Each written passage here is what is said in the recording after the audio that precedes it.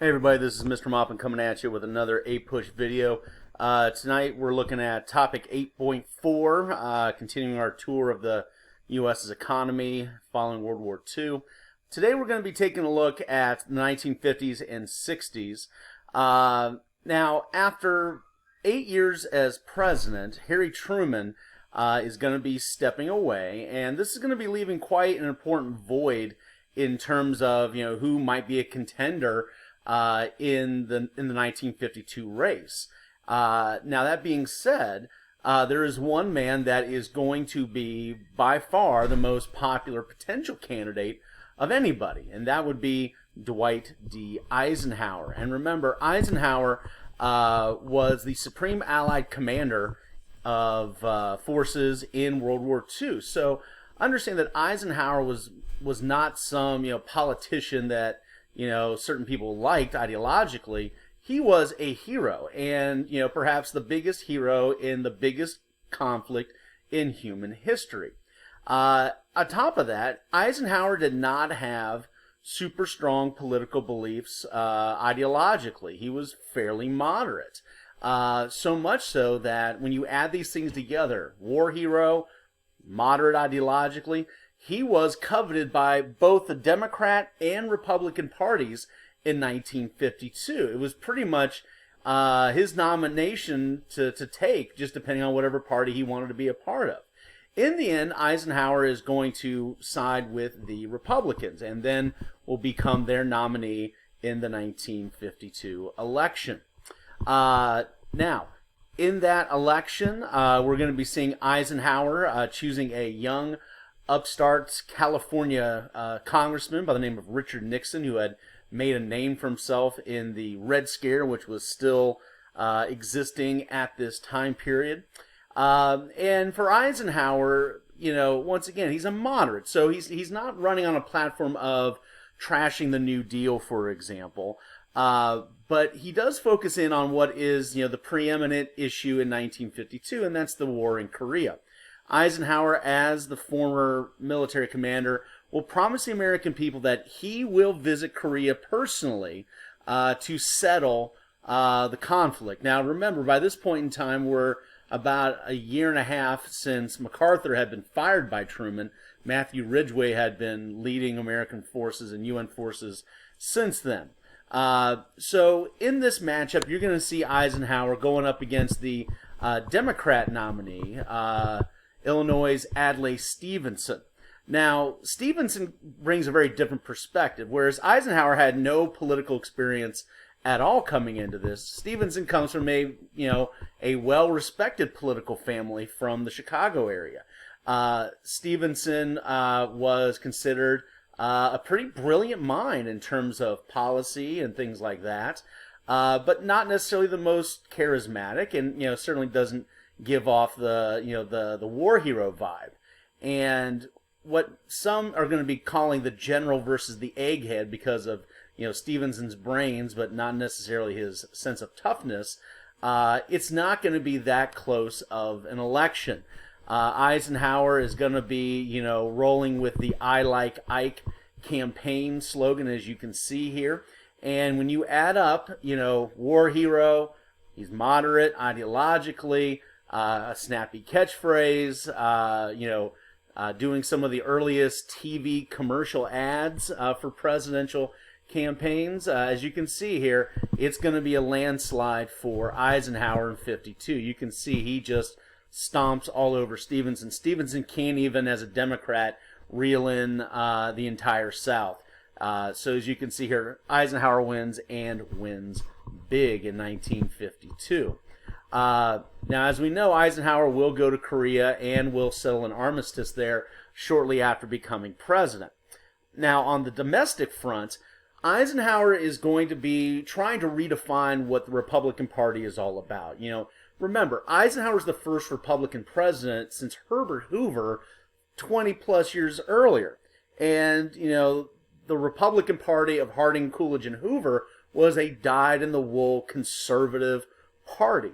Eisenhower wasn't like that. He wanted what he would describe as a modern republicanism, a modern Republican Party, which is kind of be, holding on to some of the important values of the Republican Party, but having to adapt to the modern age. So, for example, Eisenhower is going to be working to achieve, near balanced budgets on an annual basis, which is different from what we saw during, the New Deal era. But at the same time, though, Eisenhower's not coming after, the New Deal policies with a hatchet. He's not coming after Social Security. He's not coming after the FDIC. He's not going after the FHA program, So Eisenhower's wise enough to know that a lot of these New Deal programs that were still in existence were highly popular and highly effective.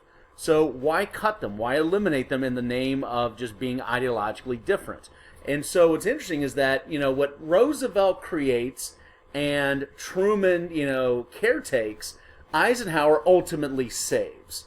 It would be very interesting if you had a dyed-in-the-wool Republican, like, say, a Bob Taft in the 50s, that would have undone the New Deal completely. So, interesting. Now, perhaps Eisenhower's greatest achievement domestically is the creation of the interstate highway system. Now, remember, we have had federal roads already in America, built mostly in the 1920s, with the growing popularity of the automobile. But those highways are like Route 22 and 3 in front of the high school. Many of these are single lane roads, loads of stop signs and stoplights and things like that. And Eisenhower, during his time in Europe in World War II, was able to visit the Autobahn, which was Germany's superhighway that did not have stoplights, did not have stop signs, and had basically unlimited speed limits. And he was highly impressed by that. And knowing that America is many times larger than Germany, Eisenhower wanted to connect America with these new high-speed, multi-lane, no stoplight, no stop sign highways. And it will start to be created in the 1950s. It'll take, a good dozen years for it to be finished.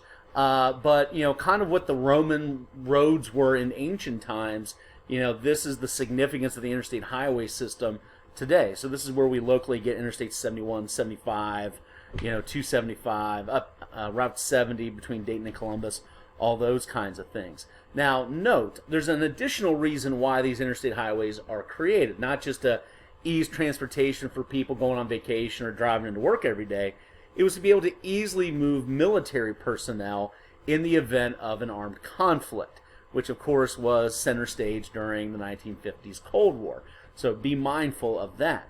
But still, though, there's going to be a major continuation, a major evolution in the importance of the car in American society as we continue through the 1950s.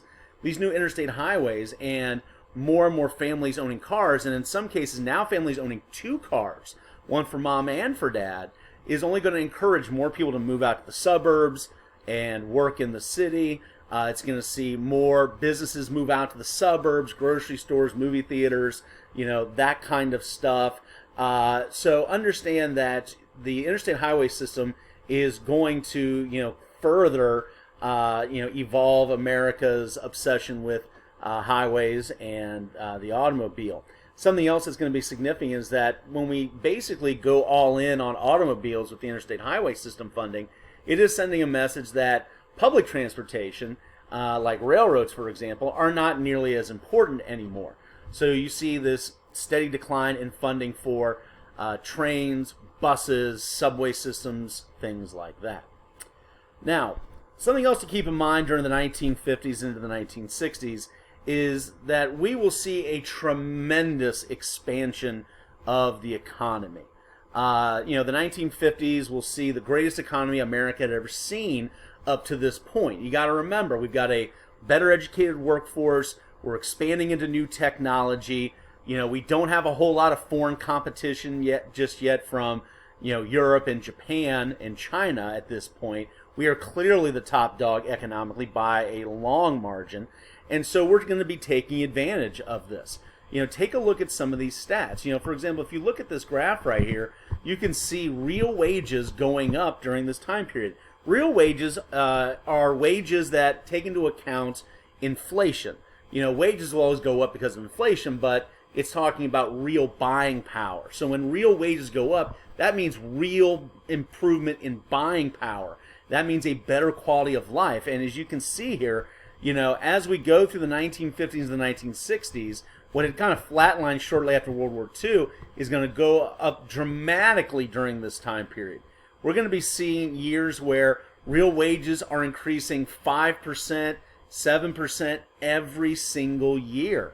That's an amazing amount of improvement in the quality of American life. And that's just one metric to go by. We're going to be seeing per capita disposable income triple in the 15 years after World War II. And think about how that's going to redefine our values. We're going to see a renewed sense of consumerism after World War II. We're going to be seeing children, having, birthday parties and more vacations and going to Disneyland and, stuff like that that was just not typical during the Depression and World War II. Without a doubt, by the time we get into the 1960s, America has the best standard of living in the world. We are absolutely the model of success for the rest of the globe. No question about it. Now, as we get into the 1960s, Eisenhower does win re-election in 56, again over Stevenson. But of course, after 2 terms, he steps away. And in a close 1960 race, we're going to be seeing John F. Kennedy be elected president. Now, John F. Kennedy will be the youngest elected president in American history. And when he comes to the White House, he brings with him this new generation of, energy and vigor and glamour and excitement.